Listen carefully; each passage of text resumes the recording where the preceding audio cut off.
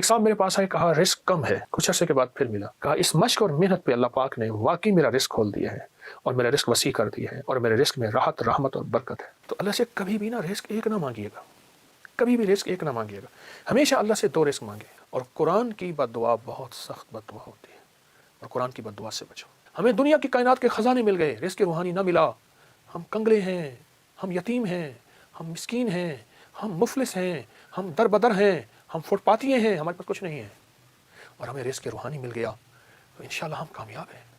فرمائے جو بندہ اللہ کی رضا کے لیے اپنی آنکھوں کو بھوکا رکھے، یعنی اللہ نے جہاں کہا وہاں دیکھے، کانوں کو بھوکا رکھے، اللہ نے جو سننے کے لیے نہیں دیا نہ سنے، اپنے پیٹ کو بھوکا رکھے یعنی روزہ رکھے، اپنے قدموں کو بھوکا رکھے، اپنے ہاتھوں کو بھوکا رکھے، اپنے جذبوں کو بھوکا رکھے، ہاں جذبوں کو بھوکا رکھے، اندر کی طلب، اندر کے جذبے، اندر کے ولولے، اندر کی سوچ، اندر کی کیفیتیں کیا ہیں، اپنے جذبوں کو بھوکا رکھے، اپنے کانوں آنکھوں کو بھوکا رکھے، اپنے پیٹ کو بھوکا رکھے۔ وہ اللہ پاک خوش ہو کے کہتے ہیں میرے بندے میں تیری نسلوں کو فقر سے بچاؤں گا، غربت سے بچاؤں گا، تنگ دستی سے بچاؤں گا، ساری دنیا میں زمین تانبے کی بن جائے، سورج سوا نیزے پہ آ جائے، اگنے اگانے کے لیے کوئی چیز نہ ہو، پر میرے بندے تجھے میں بھوکا نہیں رکھوں گا اور تیری نسلوں کو بھوکا نہیں رکھوں گا، اور غیب کے خزانے سے انہیں کھلاؤں گا، اور غیب کے خزانے سے انہیں پلاؤں گا، اور غیب کے خزانے سے ان کو کھلا پلا کے تجھے بتاؤں گا کہ میں ایسے کھلاتا ہوں اور میں ایسے پلاتا ہوں۔ میں آپ کو ایک عجیب واقعہ سناؤں۔ ایک صاحب میرے پاس آئے، کہا رزق کم ہے، میں نے کہا اپنی نظروں کو پاک رکھ، اپنے کانوں کو پاک رکھ، اپنے جذبوں کو پاک رکھ، اپنی تنہائیوں کو پاک رکھ۔ مجھ سے کہنے لگا ہو گیا، کوئی وظیفہ بتائے۔ میں نے کہا یہ بہت بڑا وظیفہ ہے اور اس میں مشق کرنی پڑتی ہے اور اس میں محنت کرنی پڑتی ہے، اس میں بہت سارا کچھ جو ہے وہ نچھاور کرنا پڑتا ہے اور بہت سی چیزیں چھوڑنی پڑتی ہیں اس ایک چیز کو حاصل کرنے کے لیے۔ چلا گیا، کچھ عرصے کے بعد پھر ملا، مجھ سے کہنے لگا بہت مشکل کام بتایا، میں تو اس کو آسان سمجھتا تھا، پر میں نے اس کی مشق کی ہے، اس پہ محنت کی ہے۔ تو میں نے اس پہ ملا کیا، کہا اس مشق اور محنت پہ اللہ پاک نے واقعی میرا رزق کھول دیا ہے اور میرا رزق وسیع کر دیا ہے اور میرے رزق میں راحت، رحمت اور برکت ہے۔ یہ کمال چیز ہے اور زبردست چیز ہے۔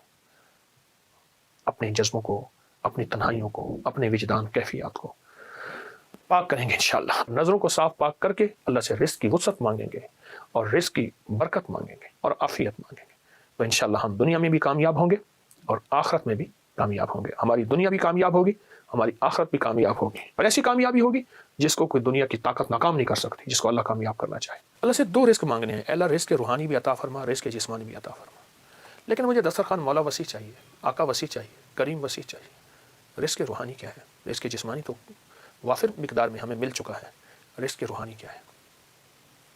یہ تسبیح، یہ ذکر، یہ اعمال، یہ تلاوت، یہ گناہوں سے بچنا، اس کی نافرمانی سے بچنا، کملی والے پہ درود و سلام اور حضور کے آل و اصحاب سے محبت، یہ اولیاء کا ادب، یہ سارا رزق روحانی ہے۔ اللہ سے دونوں رزق مانگنے ہیں، رزق جسمانی بھی اور رزق روحانی بھی، اللہ سے دونوں مانگنے ہیں۔ دونوں رزق اللہ کے خزانوں سے لینے ہیں ہم نے، اور اللہ کے خزانوں سے دونوں رزق انشاءاللہ ملیں گے۔ عمر رضی اللہ تعالیٰ عنہ کا ایک فرمان بتاؤں، آپ کا فرمان ہے مجھے اس بات کا فکر نہیں کہ دعا قبول ہوتی ہے یا نہیں، مجھے تو اس بات کا فکر ہے میں کتنا وقت دعاؤں میں لگاتا ہوں، کتنا وقت دعاؤں میں لگاتا ہوں۔ اچھا، ہاتھ اٹھا کے دعا مانگنا ایک بہت بڑا عمل ہے۔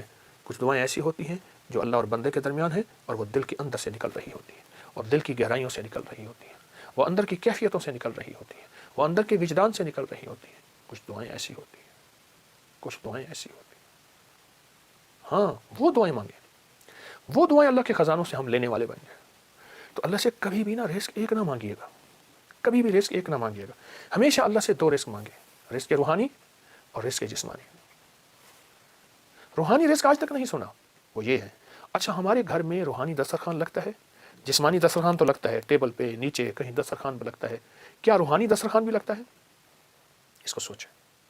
اگر روحانی دسترخوان نہیں لگتا تو آج کے بعد روحانی دسترخوان لگائیں۔ تلاوت، روز ایک پارہ پڑھ لیں، نہیں پڑھ سکتے ایک پاؤ پڑھ لیں، نہیں پڑھ سکتے ایک ورق پڑھ لیں، قرآن کی زیارت کریں۔ میں ایک مری میں ایک جگہ جانا ہوا تو وہاں انہوں نے کہا ہمارے گھر میں کسی نے جادو کیا ہوا ہے، ہمارے گھر میں مشکلات ہیں، مسائل ہیں، الجھنیں ہیں، ناکامیاں ہیں، پریشانیاں ہیں، بہت زیادہ پریشانیاں تھیں۔ تو اللہ پاک نے دل میں ڈالا، کشف وغیرہ کے دعوے تو کر نہیں سکتا۔ میں نے کہا آپ کے گھر میں قرآن کی بد دعا ہے، اور پھر میں نے انہیں ایک واقعہ سنایا. ایک بہت بڑے درویش تھے, وہ ہر سال ایک جگہ جاتے تھے, چند دن وہاں گزارتے, لوگوں کو اللہ اللہ سکھاتے. تو انہوں نے کہا حضرت ہمارے یہاں قریب ایک گاؤں ہے, بستی ہے, ان کے لوگ بہت پریشان ہیں, آپ وہاں بھی تشریف لے جائیں. وہاں گئے تو واقعی پریشان تھے لوگ, گھروں میں بیماریاں, جھگڑے, طلاقیں, تکلیفیں, مشکلات, بندشیں, مسائل رزق کے, گھر کے, اولاد کے, بہت پریشان. حضرت نے وہاں سے غور سے وہاں پہنچے تو غور سے سارے نظام پہ توجہ فرمائی, دیکھا. آپ نے فرمایا تمہارے گھروں میں میں قرآن کی سسکیاں سن رہا ہوں اور قرآن کی بد دعائیں سن رہا ہوں, اور قرآن کی بد دعا بہت سخت بد دعا ہوتی ہے, اور قرآن کی بد دعا سے بچو. حیران ہو گئے کہ قرآن بد دعا دیتا ہے. فرمایا قرآن کی سسکیاں بھی ہوتی ہیں, قرآن کی بد دعائیں بھی ہوتی ہیں, اس سے بچو. ان پڑھ ہو, نہیں پڑھ سکتے, قرآن پاک اٹھاؤ, چومو, اور باوضو, اور اس کی ہر سطر پہ پہلا کلمہ پڑھتے جاؤ, ہر سطر پہ پہلا کلمہ پڑھتے جاؤ.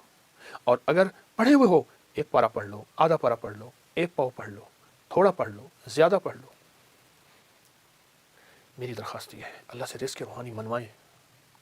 اللہ میری نسلوں کے لیے رزق روحانی عطا فرما. ہمیں دنیا کی کائنات کے خزانے مل گئے, رزق روحانی نہ ملا. ہم کنگلے ہیں, ہم یتیم ہیں, ہم مسکین ہیں, ہم مفلس ہیں, ہم در بدر ہیں, ہم فٹ پاتیے ہیں, ہمارے پاس کچھ نہیں ہے, اور ہمیں رزق روحانی مل گیا تو انشاءاللہ ہم کامیاب ہیں.